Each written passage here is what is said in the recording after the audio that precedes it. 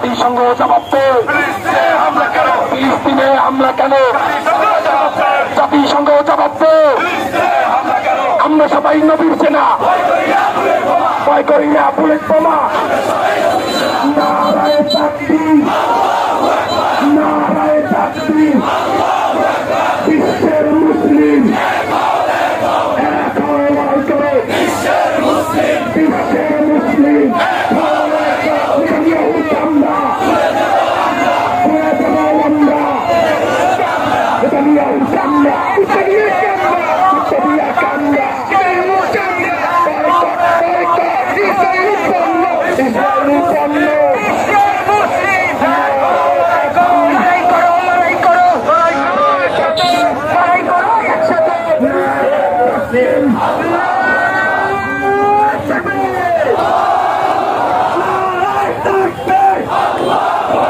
আজকের এই পাথরঘাটার জনগণের একটাই দাবি, এই পাথরঘাটায় কোন ইসরায়েলি পণ্য বিক্রি করতে পারবে না। পাথরঘাটায় আমেরিকান কোন পণ্য কোন দোকানে বিক্রি করতে পারবে না। বাংলাদেশের কোন ধরনের ইসরায়েলি পণ্য আমেরিকার পণ্য বিক্রি হবে না। বাংলাদেশের মুসলমান একত্রিত আছি, একত্রিত থাকবো ইনশাআল্লাহ।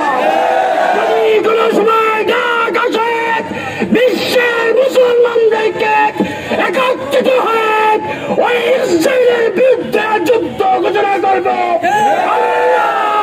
সকল মুসলমান ভাইরা একত্রিত হয়ে তাদের বিরুদ্ধে যুদ্ধ ঘোষণা করতে চায়। সেই 220 কোটি মানুষ যদি জেগে উঠতো, একটা শিশুর প্রাণ, একটা মানুষের প্রাণ, পৃথিবীতে একটা মানুষের মারা যেত না। কিন্তু 220 কোটির নেতারা তারা চুপ ছিল এবং এখন তারা চুপ আছে। কোন প্রকার পৃথিবীর পক্ষে কথা বলেনি আজ পর্যন্ত একটাও। আমি ধিক্কার জানাই সেই সৌদি বাদশাকে, আমি ধিক্কার জানাই যত মুসলিম রাষ্ট্র আছে তাদের প্রধানকে। আপনারা কেন কথা বলেন না? আপনারা কেন এগিয়ে আসেন না? আপনারা কেন ফিলিস্তিনের পক্ষে কথা বলেন না? আজকের ইহুদিরা আছেন তাদের বিরুদ্ধে আপনারা কথা বলেন না। আজকের বিশ্বের 220 কোটি নেতারা, মানুষের নেতারা যদি দাঁড়ান, তারা একটাই ইসরায়েল দেশ কোনো কথা বলতে পারে না, কোনো বড় ক্ষমতা রাখে না। কিন্তু আপনারা চোখ দিবেন, কেমন মাঠে আপনাদের জবাব দিতে পারতেই হবে।